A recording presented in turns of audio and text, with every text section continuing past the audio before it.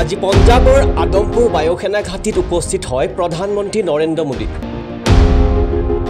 পাকিস্তানে এই বিমান ঘাটিটো মিসাইল আৰু ড্ৰোনেৰে আক্ৰমণ কৰাৰ চেষ্টা কৰিছিল।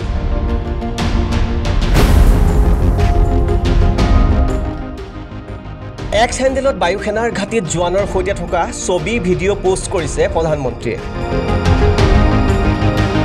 পহেলগাম কাণ্ডৰ পিছত ভাৰত আৰু পাকিস্তানৰ মাজত সামৰিক উত্তেজনা লাঘৱ হোৱাৰ পাছতে মঙলবাৰে পুৱা পঞ্জাবৰ আদমপুৰ বায়ুসেনা ঘাটিত উপস্থিত হয় প্ৰধানমন্ত্ৰী নৰেন্দ্ৰ মোদী।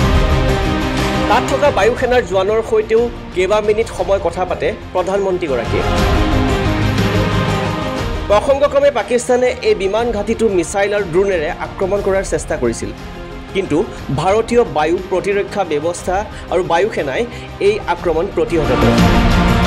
পাকিস্তানে কেৱল আদমপুৰ বিমান ঘাটিতে নহয়, আন কেইবাটাও বিমান ঘাটিকো আক্ৰমণ কৰাৰ চেষ্টা চলাইছিল। সেনাই সকলো আক্ৰমণ বিফল কৰে।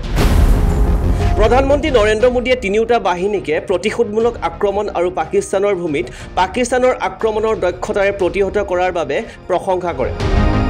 এইবাৰ প্ৰধানমন্ত্ৰীগৰাকীয়ে তেওঁলোকক ব্যক্তিগতভাৱেও লগ কৰিবলৈ বিমান ঘাটিলৈ যায়।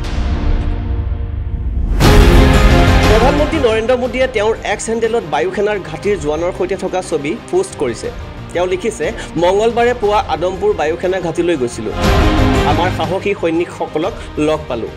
পাকিস্তানৰ বিৰুদ্ধে কান্ধ মিলাই সাহসেৰে যুঁজ দিয়া সকলক লগ পোৱাটো মোৰ বাবে এক বিশেষ অভিজ্ঞতা। সমগ্ৰ দেশ সেনাবাহিনীৰ প্ৰতি মই কৃতজ্ঞ। দেশক সুৰক্ষা দিবলৈ তেওঁলোক সদায় সাজু। নিউজ ডেস্ক ৰিপৰ্ট, লেংডন বাতৰি।